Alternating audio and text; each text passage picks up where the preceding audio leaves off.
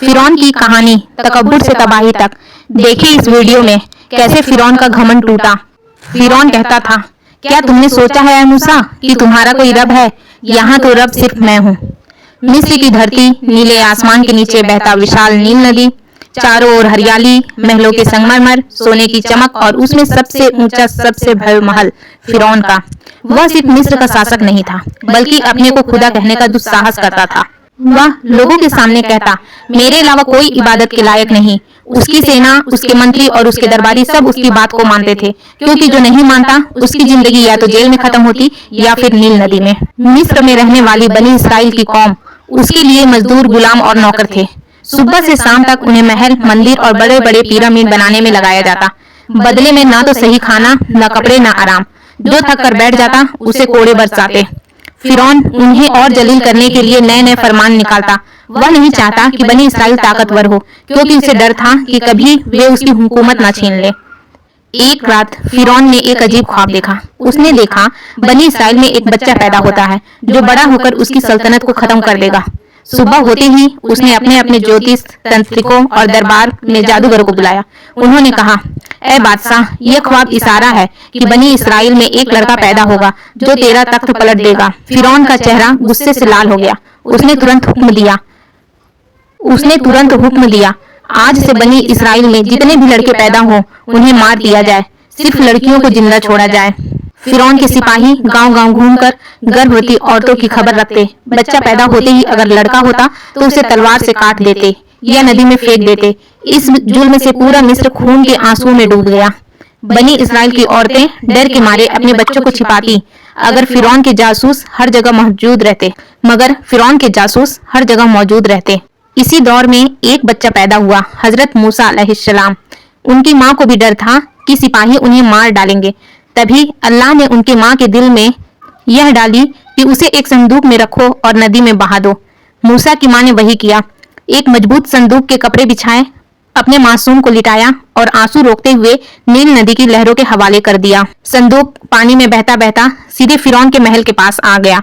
महल के नौकरानियों ने जब संदूक खोला तो अंदर एक प्यारा सा बच्चा मुस्कुरा रहा था। फिरौन की बीवी आसिया ने उस बच्चे को देखा और दिल से मोहब्बत कर बैठी।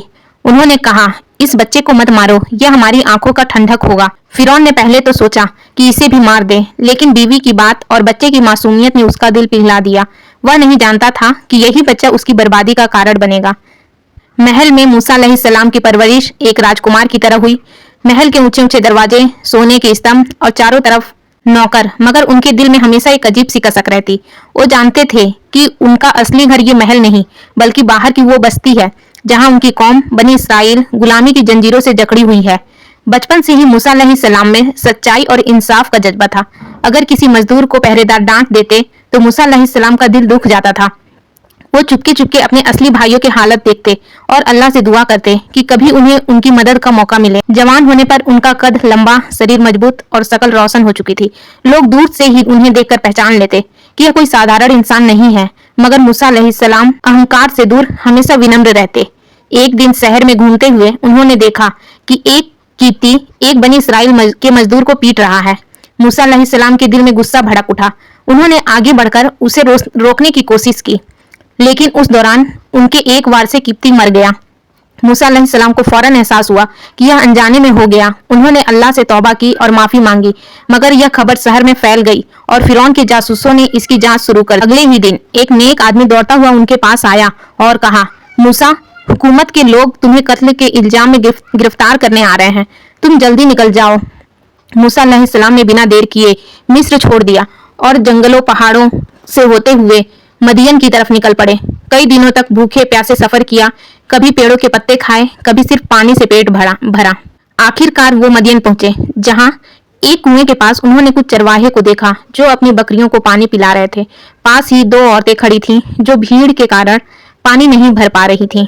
मूसा अलैहिस्सलाम ने आगे बढ़कर उनके जानवरों को पानी पिलाया और फिर एक पेड़ की छाया में बैठ गए, थके हुए, भूखे और दिल में बस एक दुआ करते हुए, ऐ मेरे रब, जो भी भलाई तू मेरी तरफ भेज दे, मैं उसका मोहताज हूँ। उन दोनों औरतों में से एक अपने वालिद को मूसा अलैहिस्सलाम का हाल सुनाने गई। उनके वालिद ने मूसा को बुलाया, खाना खिलाया और पूरी बात सुनी। फिर अपनी बेटियों में से एक की शादी मूसा अलैहिस्सलाम से कर दी और बदले में उन्हें कई साल तक उनके लिए काम करने का समझौता हुआ। मदियन में गुजरे सालों ने मूसा अलैहिस्सलाम के सब्र, तजुर्बे और ईमान को और मजबूत कर दिया, मगर अल्लाह ने उनके लिए एक बड़ा मिशन तय रखा था। सालों बाद जब वो अपने परिवार के साथ मदियन से मिस्र की ओर लौट रहे थे, तो वो एक ठंडी रात में सिनाई पहाड़ की तरफ उन्होंने एक रोशनी देखी। वो आग लेने के लिए वहां पहुंचे, लेकिन वहां अल्लाह ताला का कलाम सुनाई दिया, ए मूसा, मैं ही अल्लाह हूँ, सारे जहानों का रब। यही वो पल था जब उन्हें नबूवत दी गई और हुक्म हुआ कि फिरौन के पास जाकर उसका तकब्बुर तोड़ो और उसे अल्लाह की बंदगी की तरफ बुलाओ। मूसा अलैहिस्सलाम ने अल्लाह का पैगाम लेकर दरबार में खड़े होकर फिरौन को सीधा कहा कि वह अल्लाह पर ईमान लाए और बनी इसराइल को आजाद करे। लेकिन फिरौन का तकब्बुर इतना गहरा था कि उसने इस पैगाम को मजाक समझा। उसने दरबार में मौजूद अपने वजीर हमान की ओर देखा और कहा, क्या तुमने कभी सुना है कि कोई खुद को अल्लाह का रसूल कहे और मेरे सामने इस तरह खड़ा हो? हमान ने मुस्कुराकर उसकी चापलूसी की। ए बादशाह, तेरे जैसा तो खुदा कोई नहीं, यह मूसा बस जादूगर है। फिरौन ने मूसा अलैहिस्सलाम से कहा कि अगर वे सच्चे हैं तो कोई निशानी दिखाएं। अल्लाह के हुक्म से मूसा अलैहिस्सलाम ने अपनी लाठी जमीन पर फेंकी और वह अजगर बन गई, जो पूरे दरबार में फुफकारने लगी। फिर उन्होंने अपना हाथ बगल में रखा और जब निकाला तो वह तेज रोशनी से चमक रहा था। इन मौजिजों को देखकर दरबार में खामोशी छा गई। कुछ लोग डर गए, लेकिन फिरौन ने इसे जादू कहकर चुनौती दी कि वह अब अपने सबसे बड़े जादूगर बुलाएगा और देखेगा कि किसका जादू भारी पड़ता है। मिस्र के कोने कोने से बड़े बड़े जादूगर बुलाए गए। मैदान सजाया गया, हजारों लोग जमा हुए। जादूगरों ने मूसा अलैहिस्सलाम से कहा, क्या तुम पहले वार करोगे या हम करें? मूसा ने उन्हें पहले करने की इजाजत दी। जादूगरों ने अपनी रस्सियां और लाठियां फेंकी और लोगों की आंखों को जादू से धोखा देकर ऐसा दिखाया मानो वे सांप बन गए हों। यह देख मूसा अलैहिस्सलाम के दिल में एक पल को घबराहट हुई, लेकिन अल्लाह ने दिलासा दिया, मत डरो, तुम ही जीतोगे। मूसा ने अल्लाह के हुक्म से अपनी लाठी फेंकी और वह अजगर बनकर सारे नकली सांप निकल गई।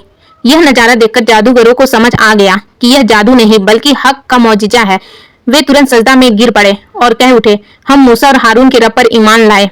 फिरौन का चेहरा गुस्से से लाल हो गया। उसने कहा, मैं इजाजत दिए बिना तुम ईमान ले आए, मेरी इजाजत दिए बिना तुम ईमान ले आए, मैं तुम्हें सूली पर चढ़ाऊंगा और तुम्हारे हाथ पांव काट दूंगा। लेकिन जादूगर डटे रहे, जो चाहे कर, हम अपने रब की ओर लौटेंगे। फिरौन ने अपनी हठधर्मी नहीं छोड़ी। अल्लाह ने उस पर तरह तरह के अजाब भेजे। सालों तक अकाल पड़ा रहा, फसलों का नाश हुआ, टिड्डों का हमला, जू, मेढकों और खून की बलाएं आई। हर बार फिरौन मूसा से कहता, अपने रब से दुआ करो कि यह बला हट जाए, मैं बनी इसराइल को छोड़ दूंगा। लेकिन जैसे ही बला हटती, वह अपना वादा तोड़ देता। जब फिरौन ने बार बार अपना वादा तोड़ा और जुल्म बढ़ा दिया, तो अल्लाह ने मूसा अलैहिस्सलाम को हुक्म दिया कि रात के अंधेरे में बनी इसराइल को लेकर मिस्र से निकल जाओ। मूसा ने अपने लोगों को इकट्ठा किया और चुपचाप सफर शुरू किया। चांदनी में रेगिस्तान सुनसान और ठंडी हवाओं से भर गया। लेकिन जब फिरौन को खबर मिली, तो वह अपने बड़े लश्कर को लेकर साथ पीछा करने निकल पड़ा। घोड़े, रथ और हथियार लिए सैनिक रेगिस्तान की रेत को कुचलते हुए आगे बढ़ रहे थे। बनी इसराइल का काफिला एक विशाल समुद्र के किनारे आ पहुंचा। पीछे फिरौन की फौज और आगे समुद्र की लहरें। लोग घबरा गए। उन्होंने कहा, ए मूसा, अब तो हम पकड़े गए। मूसा ने यकीन से कहा, कतई नहीं, मेरे रब मेरे साथ है, वह मुझे राह दिखाएगा। अल्लाह ने मूसा को हुक्म दिया कि अपनी लाठी से समुद्र पर मारो। जैसे ही उन्होंने ऐसा किया, समुद्र की लहरें ऊंची दीवारों की तरह जम गई और बीच में एक सूखी राह बन गई। बनी इसराइल हैरत और डर के बीच उस राह से गुजरने लगे। दोनों तरफ पानी की विशाल दीवारें खड़ी थी, मानो पहाड़ हो। जब आखिरी बनी इसराइल पार हो गया, फिरौन अपनी फौज के साथ उसी राह में उतर गया। जैसे ही वे बीच में पहुंचे, अल्लाह ने पानी को हुक्म दिया, लहरें टूट कर वापस आ गई और देखते ही देखते पूरा लश्कर समुद्र में डूब गया। डूबते वक्त फिरौन चिल्लाया, मैं ईमान लाता हूँ कि मूसा और हारून का रब ही सच्चा है। लेकिन अल्लाह का जवाब आया, अब जबकि तूने सारी जिंदगी नाफरमानी की और फसाद किया। और फिरौन हमेशा के लिए समुद्र में समा गया। बनी इसराइल ने राहत की सांस ली और आजादी पाई। यह वाकया हमें सिखाता है कि ताकत और हुकूमत भी अल्लाह के सामने कुछ नहीं और सच्चा